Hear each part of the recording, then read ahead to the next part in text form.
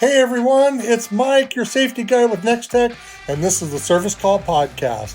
This is a show where we talk about the people who actually keep the lights on, the air running, and the job moving forward. But the show goes beyond our industry to explore resilience, leadership, and lessons from people who answer the call to serve. We'll feature techs, leaders, and a few wild cards, and real stories from the field, the shop, and everywhere in between. No corporate scripts, no sales pitch, just real conversations with people who know what it means to show up and get it done. Let's roll. So hey guys, welcome back to the Service Call Podcast, and we've got a great one for you today. Today we have a great guest. We have Scott Newman on the phone, and he's got a great background. He hasn't been in HVAC too long, but he's got a cool story. So welcome, Scott. How are you? I'm well. How are you? Good. So we spoke in the pre-interview about your background, and that is that you haven't been in HVAC that long. Tell us a little bit about you without getting into your story, like don't share the street that you live on, or don't share any of that, but like where you're from, a little bit about you, like your hobbies, things like that. I've been in Michigan essentially most of my life. So I grew up in Westland, graduated from Wayne Memorial, and hobbies currently include golf and work. If that counts as a hobby, it takes up a lot of time, but I enjoy my job very much so. Born and raised in Michigan and still here, doing something I really like doing. Do you have a handicap in golf? I'm probably close to scratch. You're that good. I'm not bad. Okay. So what if you watch golf, I would assume? I cannot stand to watch golf. You can't stand it. So I don't know what it is. I love to be out there and I love playing it. I cannot watch it. Well, that's cool. So you got into HVAC, but you got into HVAC though, not like a normal through a tech field type thing. Before you're like most of us that are in HVAC have been in it for a while. We got into it through high school, went into a trade school, and went out in the field and became techs. You actually have a different background because you got into restaurants and you were a cook, you were managing your employees, you never owned a restaurant. Tell us about what it's like going through that path, about becoming a restaurateur, if you may say. Well, I started just as a regular employee in college, working two jobs, trying to pay off your student loans while you're taking classes. And it just kind of progressed from there, right? So, you get a little older. I was 19, I think, at the time. You start getting a little older, acclimated to the business. So they start reaching out to you for promotions, right? So then you go to a shift manager and then a store manager. And then you kind of find yourself 20 years later still there as a district manager. So I was in charge of 8 restaurants. Was it a national chain? Yeah, it was fast food. It was fast food. Yep. And I did a little stints with like Chili's for a bit, full service, big boy, but the fast food was easier for sure. I'm a Chili's guy, so I was really happy when you said Chili's. Full service is interesting. It's fantastic. The full service is interesting when you're management because honestly, you cook a lot. And how did you get into HVAC? And how did did you go from restaurant work into the HVAC, or was there something in between? Actually, no. After being a district manager in the restaurant business, there's really no next step unless you want to own a restaurant. I did not want to do that, right? So I had a unique opportunity to go into the railroad. So I took all the tests, was hired in at Canadian National Railways. I trained to be a conductor for a year, did everything necessary there. And then when I went to markup, which means you can be a conductor on your own without anybody around you or any more training, I got furloughed. What were you doing then in the rail industry? Because you said you were training for a conductor. Was this for like passenger trains or was this in commercial? No, this is freight. So did you actually get to drive a train? Nope, the engineers do that. The engineers. So what does a conductor do? The conductor is the guy outside the train hooking up all the cars and telling the engineer, because the engineer can't see, especially when you're going backwards. So there would be me so say we have 50 cars hooked up to the engine. I'm hanging on to that last car going backwards and telling him how far he's got, how fast to go, 30 miles an hour in the snow, But no switchgear, because I think all the switchgear today is electronic, correct? There's some manuals out there. Yep. We had to stop the train, get out, throw the switch, get back in. I actually have a switchgear in my backyard. Do you? Yeah, it's a manual switchgear, and it's in my backyard on actually, it's mounted on railroad ties. We took 2 railroad ties, we cut Really? them in half, and took it, and it's heavy. My neighbor, when I lived in California, took the top of the switchgear and welded a hook on it, and I have a train lantern, a solar train lantern hook sitting from it, and so at night you can see the light out in the dark. Out in the dark, it just lights up, but we took a lantern, a solar lantern, and welded a hook on the top of the switchgear, and it sits in the backyard. It's named Harold. The guy that I got it from, his name was Harold, and he was working for the railroad in California. They were removing the switch gears, a manual, and putting in electronic. They were just throwing it away. He took it home, brought it home, and welded this hook on it. And unfortunately, he passed away. And when he passed away, his wife said, "You know what? Do you want this?" And I said, "Yeah." We got a tractor and we moved it to our house in California. I live in Arizona now. And we mounted it on some railroad ties and we named it Harold in his honor. So Harold sits in the backyard, and it's kind of a Hangs on. stupid story. Yeah, but we have a train switchgear in the backyard. Well, after flipping probably a good 100 of those, I can appreciate Harold. They're heavy For and sure. they're strong. And They're heavy made and they're metal very that strong. explode And anyway. if it's snow out there and you can't get a foothold, you're not flipping that switch very easily. So, no, I get it.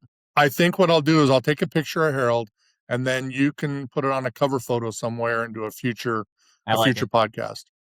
So you're moving America, basically. I've had a lot of friends that are in the railroad industry, and they say we're moving America. Why leave a job that so many people try to get into? And was there a next step before HVAC, or did you go from the railroad industry into HVAC? I did have one more step. So, What's that? as soon as my training was done, I was furloughed, laid off basically, because the business was down and they hired too many people.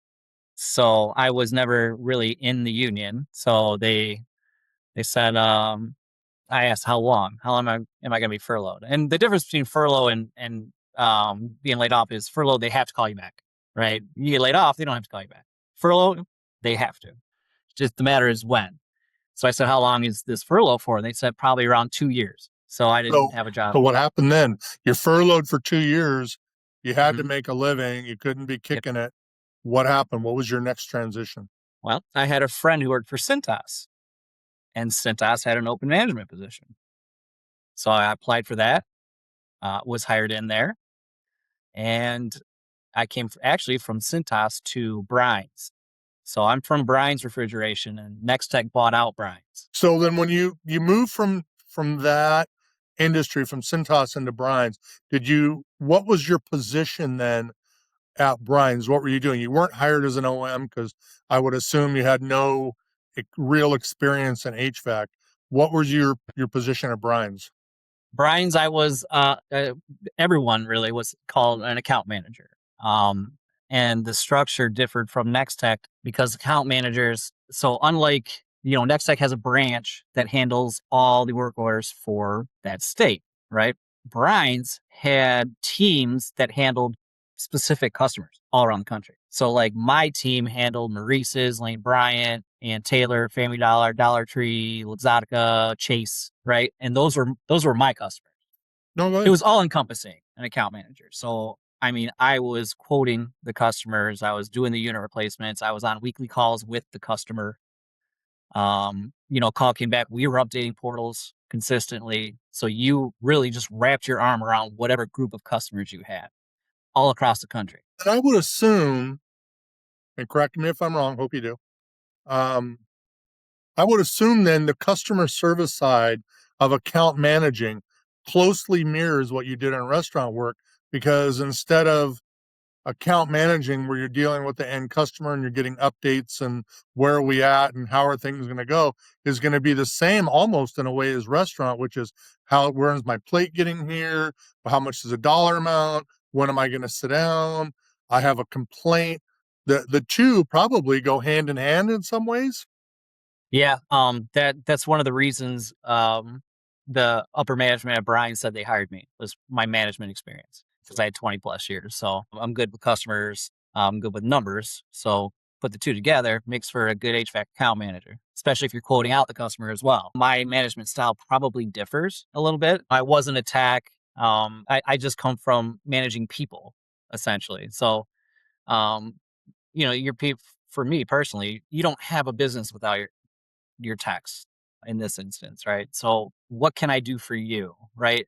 What are you used to and what can I do differently? Gave you an example. I had a tech who in the middle of summer wanted to be off at 1 o'clock every Wednesday. Not ideal. It's the middle of summer. Right. I need you. We are underwater in work orders. And I was like, well, what was it for? He said, I would like to coach my kid's robotics team, his high school robotics team. And I said, absolutely. You can be out at 1 every Wednesday. We'll figure it out. So, and he was kind of shocked when I said yes. You could tell he's kind of nervous to ask, but it goes a long way because when I needed him for other things, no questions asked, right? 6 o'clock. Hey, can you finish that up? It might take you until 8. Yeah, no problem. Sure. Right. It's, give and take. They'll know that I'll work with them, no matter what it is, just reach out. That's all you got to do. I'll hear you out. And sometimes I'll say no, like, okay, nah, right. Not a great reason. Maybe can we kind of work something else out? But, I think family for me, very important, right? You want to coach your kids' robotics team? Yeah, have at it. The service managing role, then, and very, very adaptive. You're adapting. The people are the same, I think. The mindset is the same. And, people will leave for $1, but people will also stay if they're treated exceptionally well. And most of the time, it's not really about the money. It's about the way they're being treated. You become an ASM, a service manager, or excuse me, an account manager. Then what was the next step from there? Because you didn't just go to an OM. I know a lot of them could be an area service manager. We have multiple positions in a company like Nextech. So if you're listening, today's podcast is about Nextech. That's where all of us work. And you can find out more.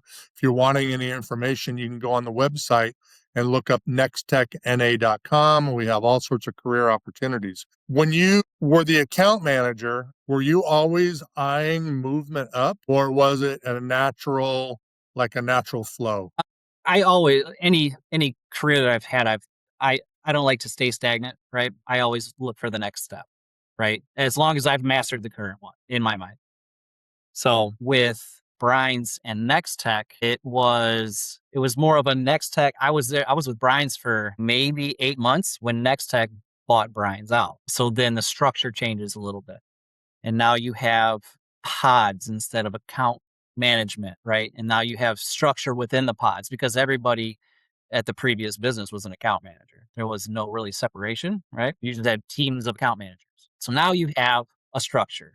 And I was an assistant pod manager for the current group of customers that I had within Brian's. And then you start to see the transition. Okay, now we're learning SM Plus, right? Which is now ISM. So now you're learning the Nextech way of doing things, which was different, right? And then you have to wrap your arms around it, right? Don't fight it. There's no reason to. So you go through that process and then you find out, because we had, there was a lot of people in this building. So then Nextech doesn't have a Michigan branch. It does not have a physical Michigan branch. It's ran out of the Indiana branch.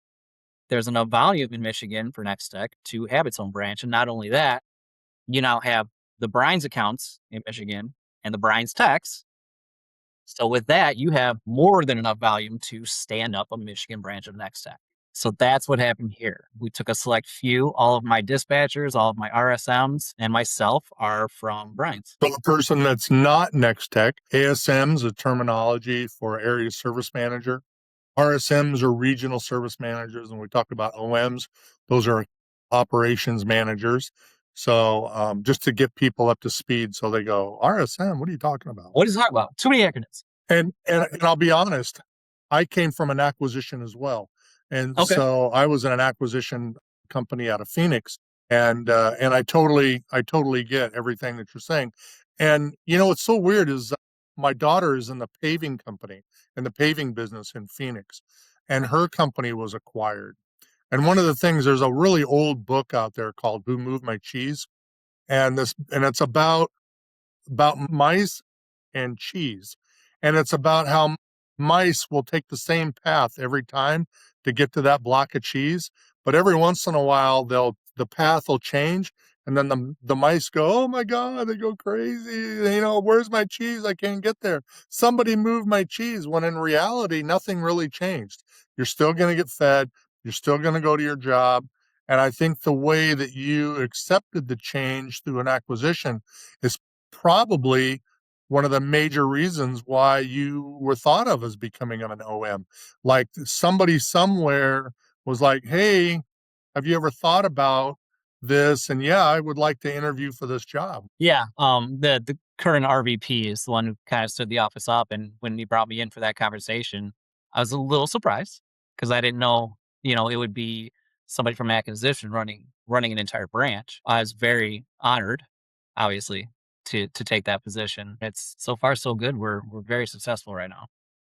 But being an ops manager has its positives, Yep. it has its negatives.